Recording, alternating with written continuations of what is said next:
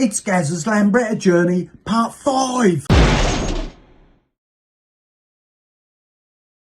So here we are again at 15 Kittiwake Close. Oh, hang on.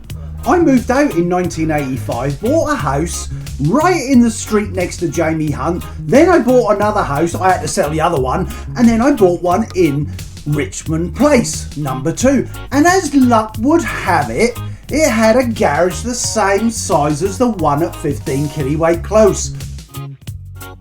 So what have I been doing since I had no Lambretta? Well, I did have a few Lambretta parts here and there in my metal polishing shop, but 2 Richmond Place and a garage, that's all mine.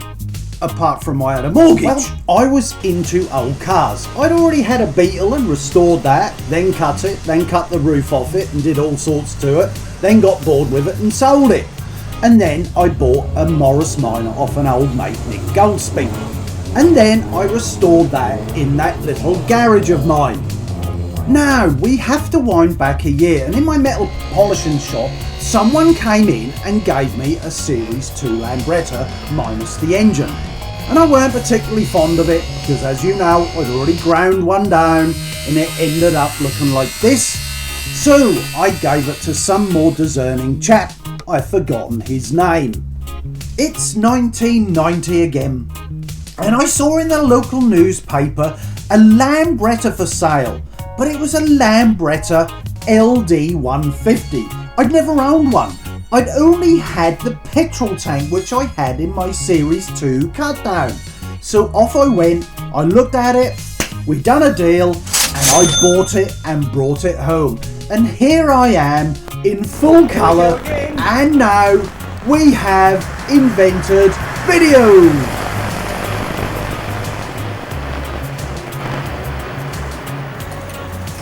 What'd that do?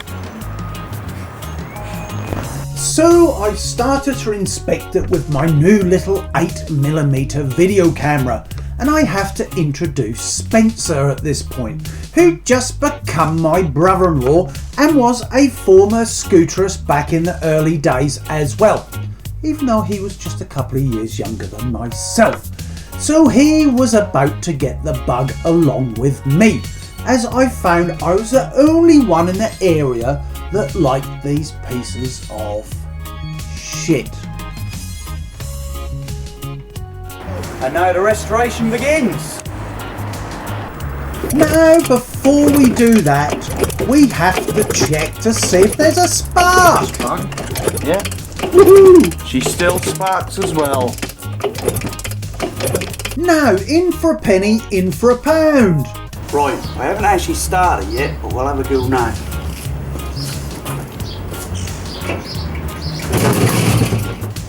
Oh yes.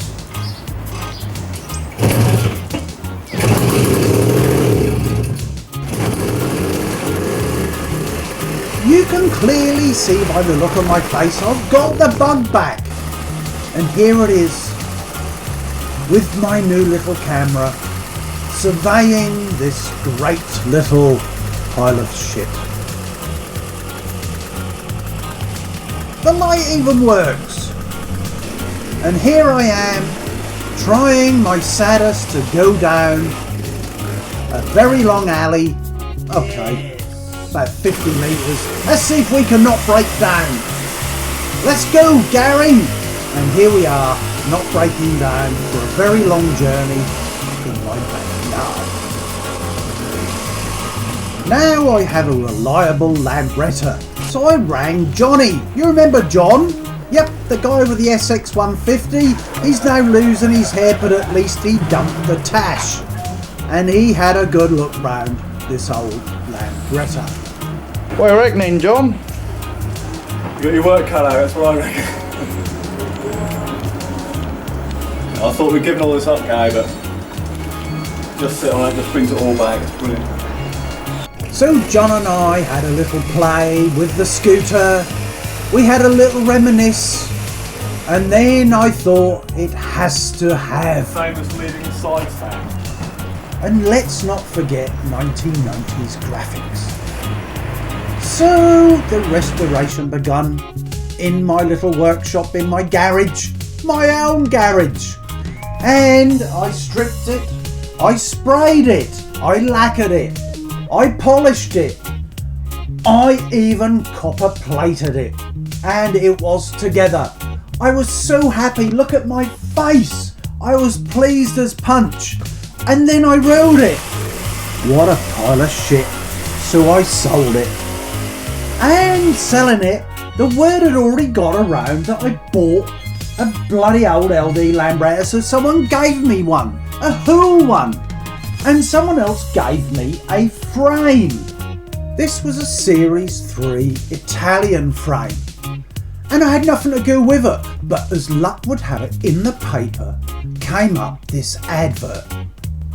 And that is coming up in episode 6. Now back to Gary, 2024. Here we are, episode 5. It's going to be about this little boy, but look at that. If we superimpose the picture of the top, that's not undifferent from the first couple of years of my scootering life. Why am I showing you this? Because in 1989 I was given one minus the engine, and here's a picture of me sitting on it in my workshop as a metal polisher, and I didn't want it. I chucked it away. When I say I chucked it away, I gave it away because I didn't want it. So in this episode we're going to explore the Series 2 and the massive changes that have come about over the years. Now, I bought this because I need to fall in love with the Series 2, because as you saw in one of the early episodes, my Series 2 that was this ended up looking like this, completely cut down. But this one is going to be like the Rally Master. I'm going to put some pride into that I'm never wanting to sell it. You can see it's already looking good anyway, but it's going to be completely stripped, bare metal and respray.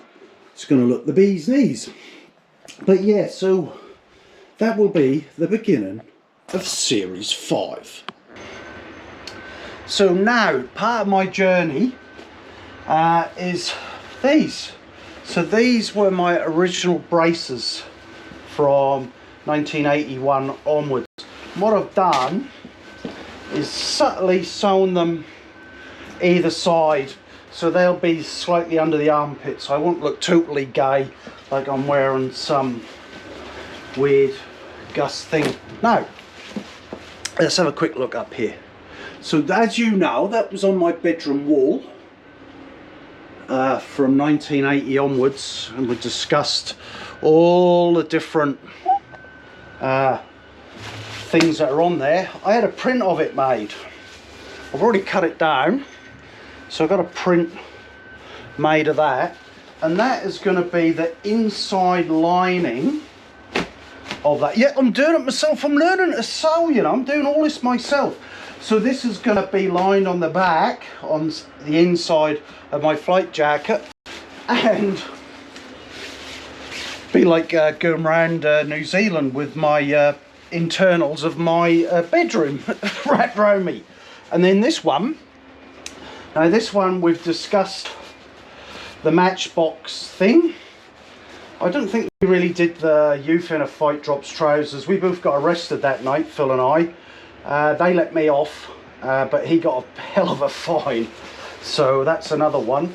The 200 youths, we haven't really discussed that one either. That was early 80s, something we organised. Oh look, there's the picture of Skinhead, me and Crispy, that guy drew of us from Yarmouth. Look, see that, from the Suffolk Constabulary. Now that's actually got my name written on it. I went down in Yarmouth, down the wrong way. It was Dion's Caff in Great Yarmouth, and his mum and dad owned Caff, and all us scooter guys used to go over there. Anyway, I was on my GP 200, and I went down what I thought was the right way, but they changed the direction, so now it's only one way, and I went down it the wrong way. So I went to Yarmouth Court, as you do, and I then got a fine, and then it says, I'm directed by the Chief of Constabulary to refer to the above to say that after careful consideration, the police have decided not to take any further action against you in this matter. Now, what happened was, oh, this one is causing a breach of the peace. Whoops. That is the breach of the peace in relation to youth in fight drops trousers. I forgot. I thought it was the other one, but I did get let off because they actually said in court I was going left to right and I was going the opposite, which actually said in court I was doing the right thing. So I forgot, yeah. I have directed by the Chief Constable. So breach of peace. So basically I was down the boulevard. There's an Alton Broad in the UK, and all the mods used to hang out in Waller's Caff, and me and my mates, Phil was particularly drunk that night, and we got in a bit of a scuffle. Phil dropped his trousers, stuck his ass on the pool table, a fight ensued, as it does, and the police arrived. We all scarpered, but they got Phil, and I was then coming over Alton Broad Bridge. I went, "Oi, that's my mate you're battling in the car," and they grabbed me and slung me in, and we both ended up in the cells of a night. So yep, that's so anyway, I was getting to with this is it's going to be cut down there, and then that will be the inside lining, bear with me, of the jacket. So I'm going to have either side, so when I open and flash myself, you'll have this either side inside the jacket, and we discussed obviously anti-new league as well, and that's that. So that's a few memories. I totally forgot. Anyway, I can wear the Suffolk Constabulary on the inside of my jacket, along with Youth in Fight Drops trousers. Oh, we got a 50 quid fine with £15 something else costs on top. So it's 75 quid. That would have been a week and a half's wages back then. So that's what I'm going to do with that. So you're wondering, I know you are, he's got another bloody t-shirt on, hasn't he? Now the reason I've got this t-shirt on, oh look, I've got an extension this time. So the reason I've got this t-shirt on, this is from 1990, which is where we've got to, 1990. Now, story behind this is bought it, wore it for years, and then when I was a lifeguard, beach guard in Lowestoft, I used this in the swimming pool. And it's all got holes and stuff, and there's some rust marks on it. That was because I accidentally left it there, and then 3 years later I was in the back room in the boiler room, it was still hanging up. Now that all the other kids had been using it, so I grabbed it back. So let's have a look. Yep, the engine's finally in. I haven't done much else to it because I've been doing the videos, so you can see the engine's in. It's something pretty good. I haven't done anything else, so I've got to connect it all. But this one, look. I was looking at this. I think we need to really have a look at what made it a Rally Master. Now, I know we've got all of this, I'm changing that and that. But what actually made it a Rally Master and who made them? So I'll have a little dig into that. What we certainly didn't have is a Scoot RS disc front brake. And that's going to go. I definitely don't want that on this scooter. I've got a standard Series 2 disc to go on it. That, by my looking on it, would have been, I could be wrong, off an Indian. But the rest looks pretty well okay, eh? So there's the two scooters that will go around New Zealand. And I will be wearing the odd t-shirt, of course. Look, spare parts, engine down there. It's LI 150. So that would be it in episode 5. I hope you like my little Morris Minor. I might do a separate one on the Morris Minor at some point, so I've got a lot of video of that one and the Beetle actually. So in episode 6 coming next, oh god, I hate that, but it's an AI doing it for me. You never know today, eh? And what I'll be doing in episode 6, I'm going to have a look at a little bit more in-depth into, it was a low rider. I've been in touch with a guy that owned it, and you saw at the end, at the beginning of the SX 150, so you'll see how I do the rebuild. You might even see me and my big fat ass on it at some point. So that will be in episode 6, but that's it for episode 5. Mainly cross-stitch, stitch work, you know, get my machine out. I'm going to learn how to machine as well, because at some point I'm going to make a quilt out of all them old t-shirts of mine. But that's the view today. Oh, I will just remind you, I've been having a play with this. So I've got to lengthen them, They've been washed and washed. Yeah, I'm sure you've seen pictures on Facebook. They have been washed so many times. But look, how clever am I? So these are added. They obviously were originals. But look at that. How's that for fine stitching? So it's the same either side. So I do prefer this one. So that and that were originally on my Parker. So I don't know why, I just love that one. Just love that.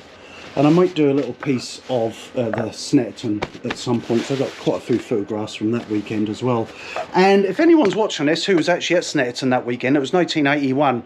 The kid that got stabbed, I never knew who he was, but that literally canned the whole... God, you know, when you think about it, there was a lot of violence about, wasn't there? And did you watch my Scarborough one? I did a separate Scarborough one. It's been on a few of the 1980 rallies, Facebook groups and stuff. That guy, I did, a kid, he was in white stay press, he was walking from where I am to my scooter. There was a load of us walking, and then a guy some skinhead went straight behind him and just went whoosh, right across his stay presses. I don't even think the skinhead expected to happen what did.